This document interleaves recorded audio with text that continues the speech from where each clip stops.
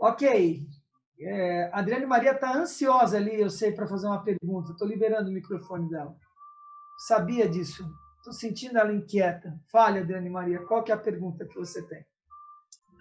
Não tenho pergunta, não. Coloquei um jogralzinho aí no chat e eu só tenho uma breve historinha para contar diante desse momento. Eu sei que Tá você falou que vendo? não.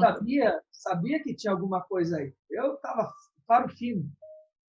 Anos Fala, atrás, anos atrás, o Dalai Lama esteve aqui em Brasília, na UNB. E eu cheguei lá horas na frente para esperar aquele ser, né? E aí, quando ele chegou, eu esperei mais ou menos umas 4 horas além, né, do que atrasou lá e tal, não sei o quê. Quando ele estava se aproximando, ele chegou de uma comitiva, dava para perceber a chegada dele, antes dele chegar. E na época eu não sabia muito inglês, e eu falei assim, caraca, velho, eu não vou entender nada que ele vai falar. Mas tinha tradutor, né? Só que o inglês dele é tão limpo que dava para entender o inglês dele e dava para ver que o tradutor traduzia às vezes assim um pouquinho diferente. No meio da fala dele, ele disse o seguinte: não adianta vocês, brasileiros, tentarem ser monges tibetanos. É muito diferente. Porque tinha muita gente assim, principalmente no início, né, que tirava os chales, né, e pedia para ele abençoava e devolvia. E essas pessoas estavam vestidas parecidas com ele. Ele falou: se eu tivesse nascido aqui, eu ia ser um padre, um bispo, talvez, né, um cardeal. E aí eu falei assim: nossa Senhora da Vadia, estou com vontade de sair daqui com a cara no chão, né? E ele teve a grande capacidade, né, na época certa, de abdicar do cargo político dele, né? E assim ele se tornou um ser muito mais político, mesmo sem o cargo. mais O bicho livre. é, o bicho é o bicho. E parecia uma criança, né? Que sorri, ele sorriu o tempo todo. Ele fala sorrindo, sorriu. Insuportavelmente feliz. Sim, demais. Então, eu vejo o seguinte: às vezes, eu, Adriane Maria, assumo certas. Assumo não. Assumia certas instâncias da vida, achando que era bonitinho e que eu ia ajudar a humanidade. A intenção até é boa, mas eu tenho estrutura para isso? Eu dou conta disso? Ou, Eu tenho capacidade para isso, né? Então, eu já permeei alguns lugares, como a Umbanda, o, a comunhão espírita e tudo mais. E aí eu acho eles espetaculares. São seres que trabalham de 24 horas por dia, né? É muito difícil um ser espírita, para mim, no meu olhar, porque permeia esferas que eu, Adriane, não tenho estrutura para aguentar, né? De estar nesses formatos no astral, lidar com essas energias tão emocionais, né? Então, eu não tenho estrutura. Divaldo Franco, com certeza tem, porque ele faz isso com excelência, com facilidade, ele tem estrutura. Então, o que me veio depois que nós estamos juntos e dentro dessa egrégora é identificar com certa facilidade o que eu posso ou não posso, o que eu tenho estrutura ou que eu não tenho estrutura para seguir, né? Uma coisa é o que eu tenho vontade, a outra coisa é a estrutura de realizar aquela vontade. E outra coisa, será que essa vontade é a minha vontade? Ou eu não estou sendo Adriane Maria vai com as outras, né? Então, é bem bonitinho de eu me enxergar assim, né? Foi o que me veio depois dessas falas todas. Estou só externando o que está em mim agora nesse momento. Ótimo. E isso traz uma série de reflexões para todos nós. Isso é incrível. E o que eu trago para você de contribuição de trás para frente, né? É se não é a vontade, né? Então que vontade tem por trás, né? Porque tem uma vontade por trás, né? Eu sigo, talvez não é por aquilo, mas por uma por trás. Eu seguia, por uma vontade por trás, que eu descubro qual é ela. Mas sempre tem uma vontade, né? Senão eu entro nessa história da vítima, de que eu sou a coitadinha e estou sendo levada. Não estou sendo levado para nada. Eu estou me deixando levar por uma situação, né? Olhar para esse lugar, assim. E que bom que você está observando e percebendo isso, o seu tamanho. Está observando o seu tamanho. O que você dá conta, o que você não dá conta, para onde vai, para onde não vai, assim por diante, né?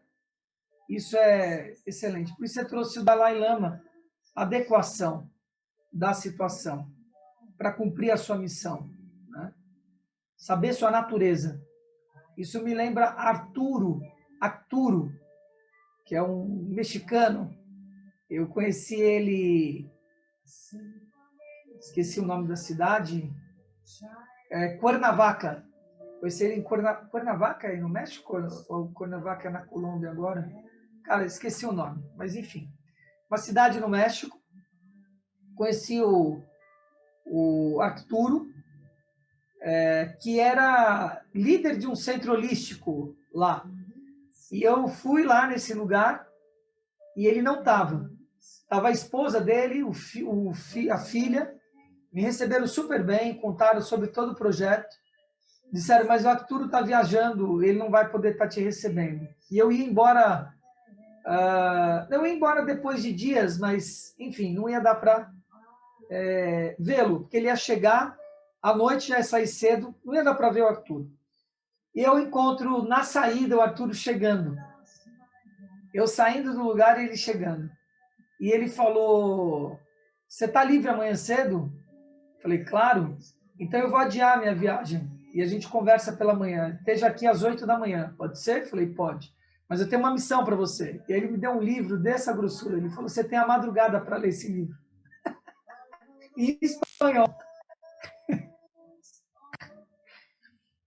Compromisso? Compromisso. Me venha com o livro lido e aí a gente conversa. Tudo bem? Tudo bem. Era um livro sobre os 8 encontros holísticos que eles tinham promovido. Tem esse livro em algum lugar. Não sei onde. Está aqui, em algum lugar.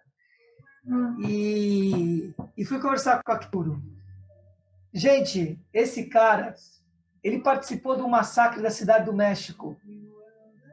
Em 40 e pouco, não sei qual que é a época. Morreram 3.000 jovens, jovens estudantis.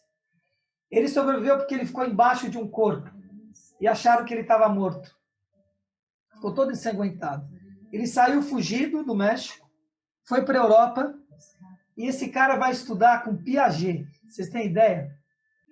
Ele estudou com Piaget. E não sabia que era Piaget. Cara, a história dele é incrível. Ele foi me contando a história dele. Depois ele encontra com Paulo Freire. Ele fica com Paulo Freire todo o período da Nicarágua. Ele é um assistente de Paulo Freire na Nicarágua porque ele trabalhava para a embaixada. A história desse cara é incrível. Ele foi contando. Depois ele vai para tribos africanas. E ele me contando. Ficou em tribos africanas anos aprendendo, etc. Ele falou assim, você sabe onde eu estou hoje? Eu estou da onde eu saí. Eu estou aonde eu me pertenço. Eu fui buscar todos esses lugares para saber que era aqui que eu tinha que estar. Simplesmente assim. Você me fez lembrar agora a história do Arturo. E ele contou toda essa história porque eu disse para ele, eu quero vir passar algum tempo nas 12 tribos de Tepoztlán, as tribos nativas do México. E ele me deixou bem claro, você não precisa estar aqui. Vai fazer bom uso do seu tempo no seu país. Aonde você pertence.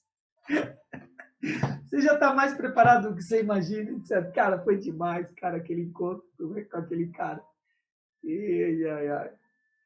E ele falava português, né? Melhor ainda, porque ele teve com o Paulo Freire, então ele falava português ainda bem legal.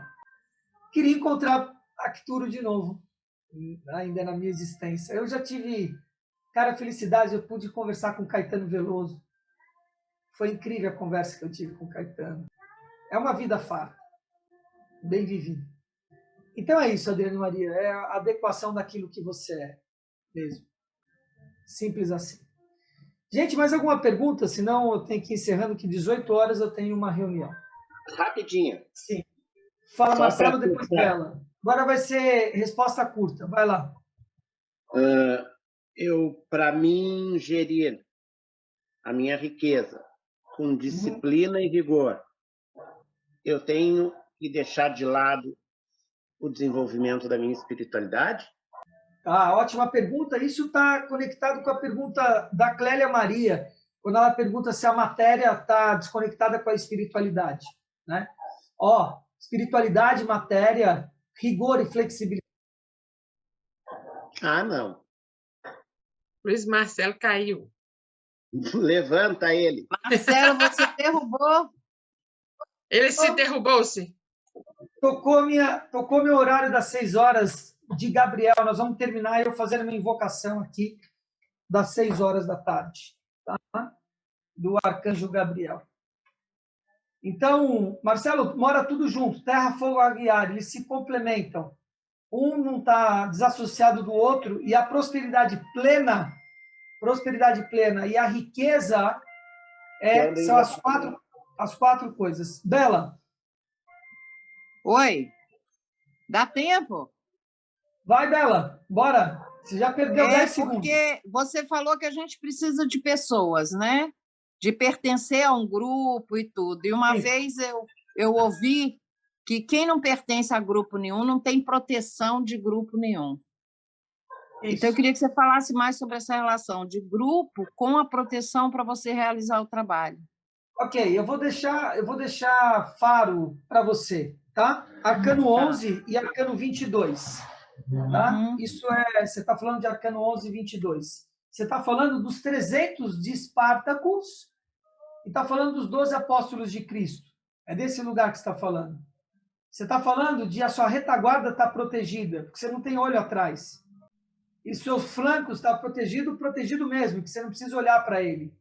E nem quem está atrás de você olhar para as costas dele, porque você está protegendo as costas dele e ele protegendo a sua. Agora, isso no mundo físico, isso é Arcano 11. Arcano 22 é o quê? No mundo espiritual. Tem as suas alianças. Eu acabei de falar de 3 alianças que eu tenho. Quem são? Kiara, Guadalupe e Princesa Isabel. Rainha Isabel, certo? Fica aí, não. Quais são os meus princípios masculinos protetores? Francesco, Buda e Cristo. Você acha que eu estou bem protegido? Meus flancos e minhas costas? Eu acho que eu estou só um pouco bem protegido. Converso com esses caras todo dia, me coloco à disposição deles, peço proteção, falo, estou aqui, eu sou um cara que estou fazendo aqui na Terra aquilo que vocês deixaram, vou seguir a sua fraternidade, o seu amor, seus ensinamentos espirituais, o renascimento, a justiça, as invocações das imagens, estou falando de todos eles, dos arquétipos. O que Guadalupe trouxe para a gente? Confie nos arquétipos que aparecem para você. Essa força arquetípica. Vamos fazer a invocação? Bora.